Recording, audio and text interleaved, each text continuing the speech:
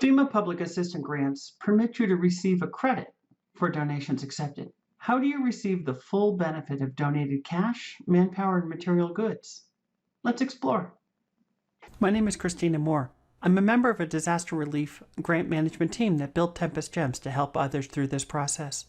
We have responded to natural disasters since 2012 as experts in grant management best practices using grant management software. We are here to help you rebuild better. We are providing training on how to manage disaster relief grants such as CARES Act and FEMA grants. If you appreciate this presentation, please share it. Please subscribe to our YouTube channel and hit the bell. FEMA's public assistance program requires a cost share. The applicant must put skin in the game. They must contribute. FEMA will reimburse not less than 75% of eligible costs. Most frequently, the state grant administration agency and the applicant must provide the remaining 25%. There are those rare and catastrophic conditions where the federal reimbursement rate goes to 90 or even 100%. With COVID and most disasters, you will have to contribute financially to your own recovery effort. The amount you contribute is called your non-federal cost share. During times of disaster, you may see members of your community donating money, time, and materials to recovery efforts. In large-scale disasters such as Hurricane Katrina in Louisiana or Hurricanes Irma and Maria in Puerto Rico, where the devastation attracted national and even international attention, you may even see such donations coming in from other communities. Can you use these donations towards your non-federal cost share? And if yes, how must you account for them? If the donation is cash, the rules are relatively simple. You enter the cash donation as revenue in your grant management system, such as Tempest-GEMS. You determine if the cash was provided for a specific purpose or a non-specific purpose and document that determination. If the cash was provided for a non-specific purpose, like general fund, you may use it to offset your financial contribution. You win. If the donated money is earmarked or tagged for a specific purpose as a condition of the donation, you have one added hurdle. You have to determine that that specific purpose noted is also the same as or overlaps with eligible work, the eligible work defined on the grant scope of work. You get donated funds, say, for new library books, and let's make believe your FEMA grant is for repairing the floor of the library after flooding. You may have a small problem. If the donation were for the general fund or the donation were redirected to building repairs, then you can prove that the donated funds aligns with the grant-funded mission. You win again. FEMA calls their grants the funding of last resort. This phrase is not really supported in policy or law, but it is their common practice. Furthermore, by placing FEMA funds as the money of last resort, it ensures that your organization will not have a duplication of benefits. Duplication of benefits is a variation of fraud. The most common situation is getting an insurance reimbursement after a FEMA grant rebuilt something for you. Donated funds works the same way. You must acknowledge the donated funds and offset your project budget before tapping into the FEMA money. Donated funds must be acknowledged and are part of the grant accounting process. If you receive a cash donation intended for a specific purpose that is the same as the eligible work and you do not use that donation towards your non-federal cost share, FEMA will consider that donation a duplication of benefits. They will reduce your eligible costs by the duplicated amount. In layman's terms, you will get less money from FEMA. Help! Non-cash donations fall into a different set of rules. Donated labor, goods, and/or property are often called in-kind donations. In-kind contributions may be counted towards your non-federal cost share. True for emergency work, Category A, debris removal, Category B, emergency protective measures, and also true for permanent work, the long-term capital projects related to rebuilding infrastructure. I'll read a bit from page 88 of the most recent Papa G's. It begins with a section addressing donated resources. That section of the document states, FEMA allows the applicant to use The value of donated resources, non-cash contributions of property or services related to eligible emergency work to offset the non-federal cost share of its eligible emergency work projects and DFA. And to use the value of donated resources and related eligible work on a permanent work project to offset the non-federal cost share of that specific permanent work project. FEMA applies the offset regardless of the cost share arrangement between the recipient and its subrecipients. It's worth knowing the citation and location of the rules. Put a yellow post-it on this page if you are dealing with any type of donations, food services, donated medical labor, volunteer fire EMS agencies. Let's take a practical approach. What kinds of donated resources can be counted? Can items donated prior to a disaster count? How do you assign value to non-cash donations in a way that FEMA will approve it? And how do you account for non-cash donations in the many reports required from your grant management process? First, let's talk about stuff. Materials, food, equipment, property, etc. Things that are neither cash nor labor. Yes, you can use non-cash donations to address the recovery effort related to your disaster. If you happen to have 100% federal cost share during the period for emergency work, which is, normally measured in a few days, you can assign the value of non-cash donations used during that time and defer it down the calendar a little bit and accept those donations or show them in your accounting after the emergency period expires. So there is value to that. Now, can you use things that were donated prior to the disaster event and still receive consideration to your non-federal cost share? Yes, as long as you follow the rules. If you use materials donated prior to the disaster event and you have not claimed those resources as an offset in a previous incident, and the donated resources is from a third party, which means a private entity or individual, and the use of the resource is necessary and reasonable for your current response effort, and the resource is actually used in the performance of eligible work within the project's approved performance period, and you have properly tracked the resource donation and use according to the rules, which we will cover. Then, if you meet all of those, you may use previously donated items and have the associated value of the items counted towards your non-federal cost share. But be aware, all of those things must apply. If you're missing one, you may not count the value of the resource towards your non-federal cost share. What about resources donated to you by an organization that normally provides the same resources under its own mission, like the American Red Cross? Things can get strange. Some large national organizations also get funding directly from the United States federal government for operations. American Red Cross is often in this situation. Efforts done on your behalf by the American Red Cross may not help with offsetting your costs. Of course, their materials and efforts are appreciated, but they don't often appear when doing grant cost accounting and disaster cost recovery paperwork, because it goes back to that duplication of benefits concept. You can't get paid twice for the work done once. Bad doings, that. If the donating organization is not federally funded, you can receive an offset towards your non-federal cost share.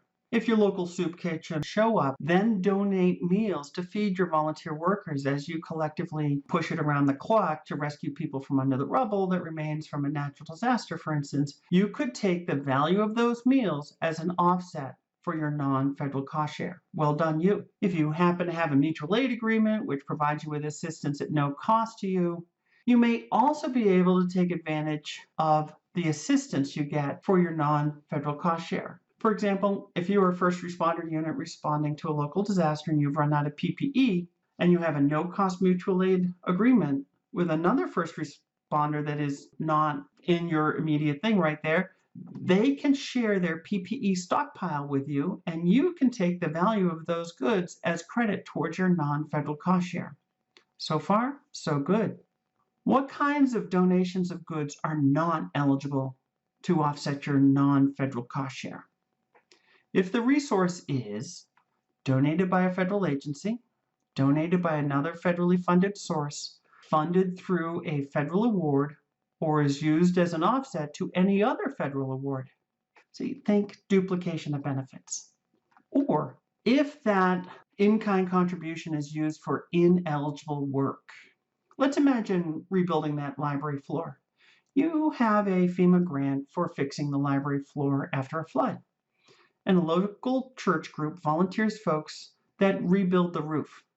That in-kind contribution does not count. Repairing the roof in our example was not part of repairing the floor. FEMA gets fussy this way. You can't use it to offset your non-federal cost share. Any one of these things disqualifies that resource. You can use the resource, just not receive any credit for it. Does it matter how you get the resources? In some cases, it does. You must not request donated resources from contractors during the solicitation phase of a procurement.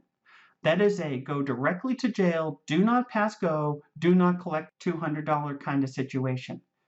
You can accept unsolicited donated resources from contractors as long as the donations are not accepted during the solicitation phase of a procurement process. And that contractor can't be competing.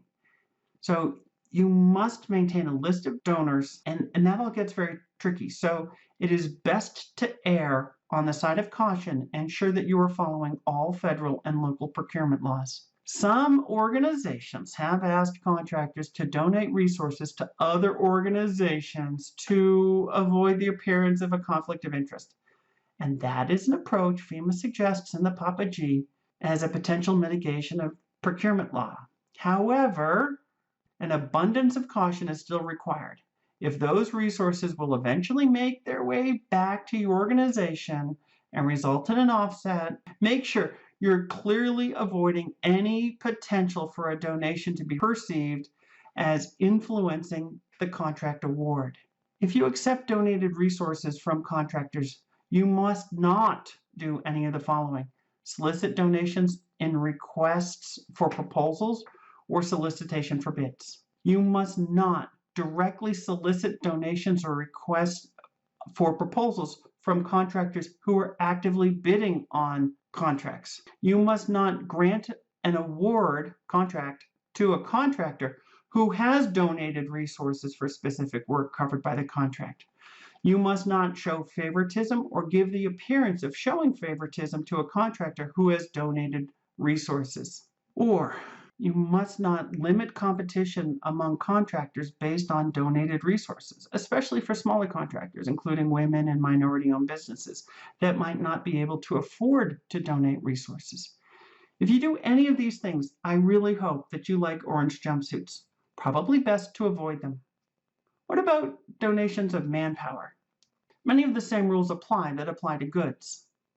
You can use donated manpower to address the recovery effort related to your disaster, and you can often receive an offset to your federal non-cost share for the value of that labor.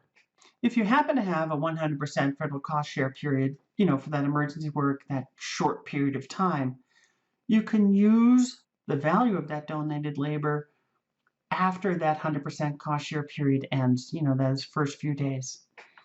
Unlike goods, you cannot typically get credit for manpower for periods prior to the emergency response because the requirement is that the manpower be used in the performance of eligible work. Therefore, that work must be within the project's approved period of performance. The same rules apply about using manpower donations from other organizations that provide these resources as part of their missions, like the Red Cross, and also these non-cost mutual aid agreements. The same restrictions apply pertaining to services provided by a federal agency, federally funded source, or manpower that is offset elsewhere, duplication of benefits. And of course, if the manpower is not used to perform eligible work, then the value of that labor can't be counted towards your non-federal cost share. The same restrictions also apply to contractors who are both volunteering and seeking to participate in an open procurement, with one very important exception. If Fred works for ABC Construction and Fred chooses, as a private individual citizen, to volunteer to support your emergency response effort, and Fred is not compensated or rewarded in any way by ABC Construction or anyone else for his volunteer efforts, you may accept Fred's donation and receive the value of his labor as an offset to your non-federal cost share. So what's different about donated manpower? What can you count and value? Counting sets of gloves or boxes of masks and assigning a value is pretty easy. Tracking manpower and deciding who is eligible to help you can feel challenging at times. Here is the test. Is the manpower being donated by a third party? Third party means private entities or individuals. That means Joe is a third party. Schmo Ditch Diggers LLC is also a third party. Joe can donate his own time, and Schmo Ditch Diggers LLC can donate the time of their entire staff, if they so choose, as long as they are not competing or about to compete for a contract.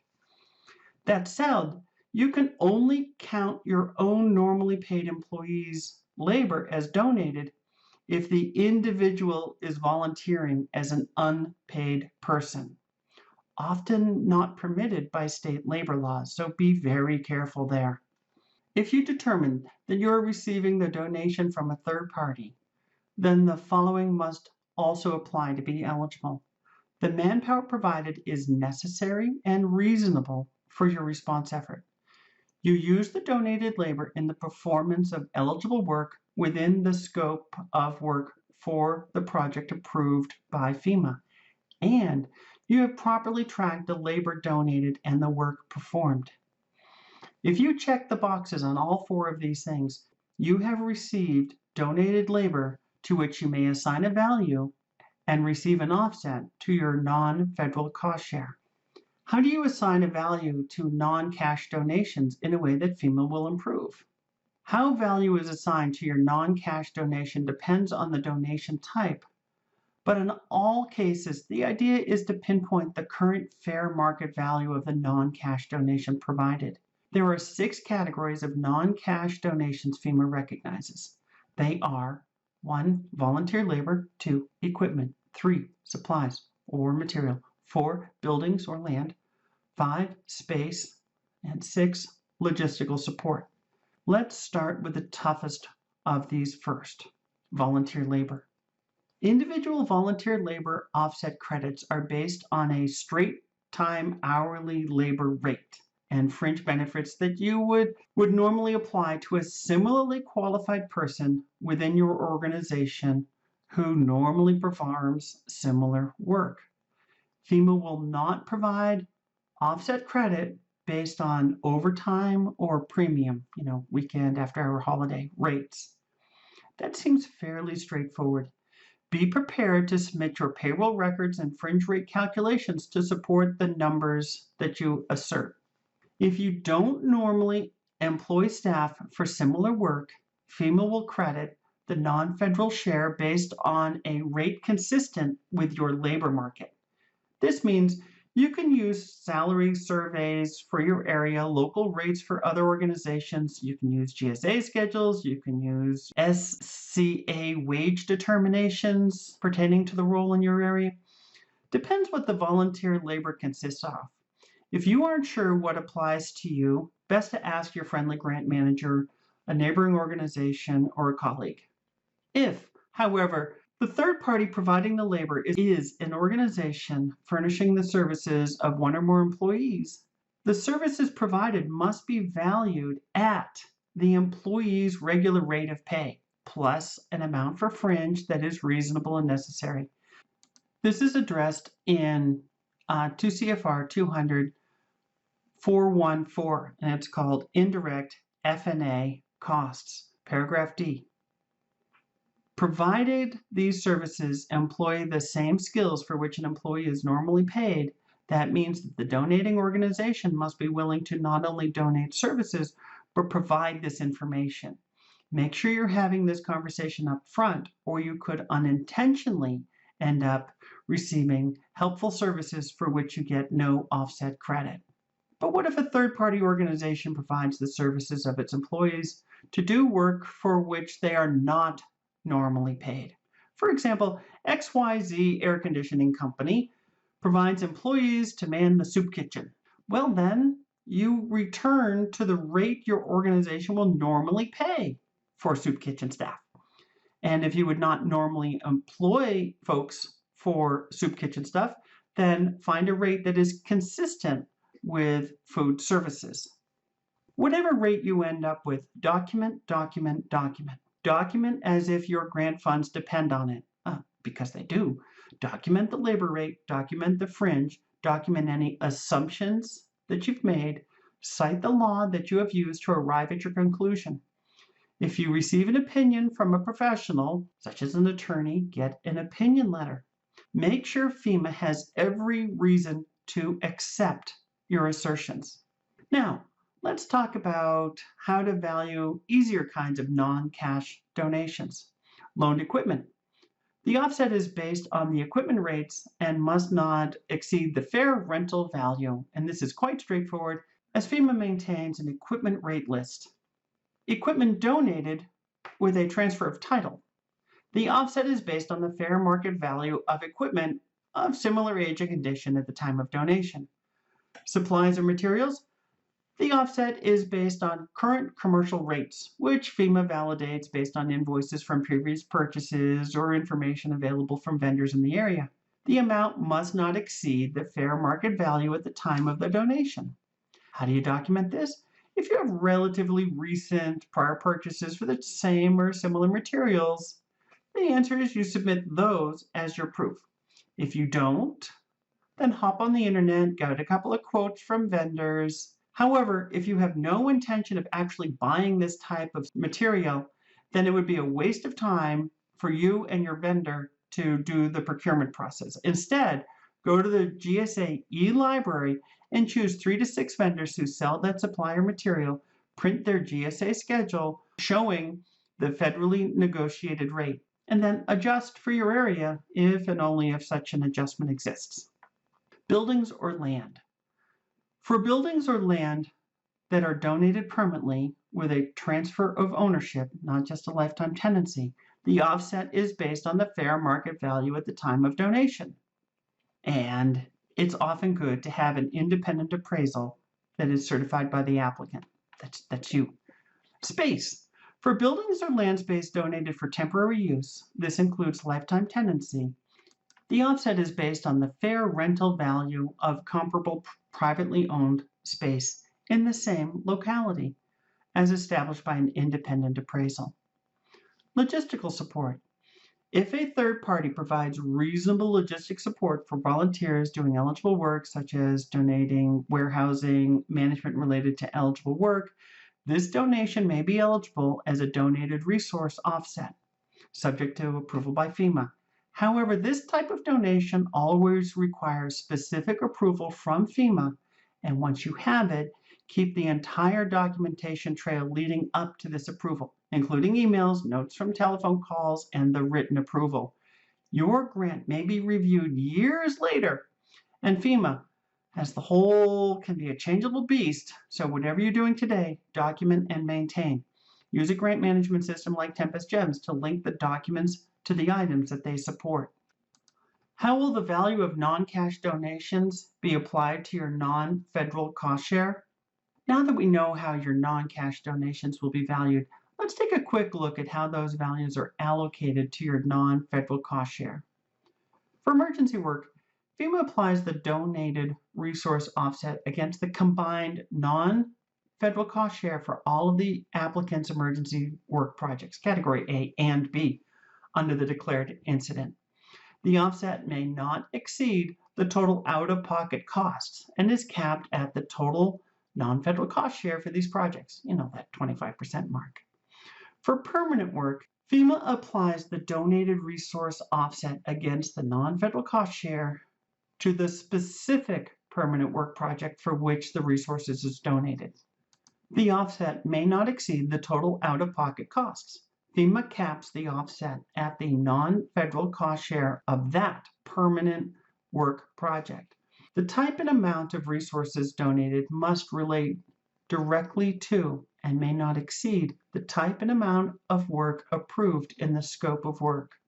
For example, if the approved scope of work includes the replacement of a roof comprised of 70 bundles of cedar shake shingles and 80 bundles of such shingles are donated, the donated resource offset is limited to the 70 bundles specified in the approved scope of work. FEMA adjusts the permanent work project to capture any donated resource offsets related to the project upon receipt of the donated resource information, and that must not happen any later than closeout. How do you account for non-cash donations in a way that'll give you the greatest likelihood of receiving offset credit towards your non-federal cost share? For each type of resource, there is information you must track. If you fail to track the resource, you will fail to receive the offset credit for it. No exception. For donated labor, you must document assignment sheet, name of the person donating the labor, title and function required for professional services, days and hours worked, location of work, specific work performed, the project for which the work was performed. For donated goods, not equipment, you must document who donated the goods, the quantity that was used, the locations where they were used, the project for which the goods were used, and any invoices or other documentation to validate the claimed value. For donated equipment, you must document the name of the donor, the type of equipment donated, any attachments donated with the equipment, the year, make, model of the equipment, the year, make, model of attachments. They don't standard, they're not normally the same. The size and capacity, horsepower, wattage, that kind of thing. The usage logs clearly showing the location, days, and hours the equipment was used, and the operator name, if there is one. The project to which the equipment was assigned, and correlate this with the FEMA equipment schedule. While the information you must collect is detailed, a grant management system like Tempest-GEMS speeds up the process and helps you keep within the guidelines by providing templates, checklists, and prompts. Today we have discussed how to receive the full benefit of donated cash, manpower, and material goods. We've covered what kind of donations are allowed to offset your non-federal cost share, and how their value is determined, and how you must document both their receipt and use to obtain full financial benefit from those donations. The FEMA Public Assistance Program will typically only cover about 75% of your disaster recovery costs. Ensuring that your donations are managed and documented carefully can go a long way towards meeting the requirement for your required 25% of non-federal cost share contributions. Did you find this helpful? Do you have questions? Let me know in the comments below. Give a thumbs up if you like, and subscribe and hit the bell to be notified of upcoming episodes.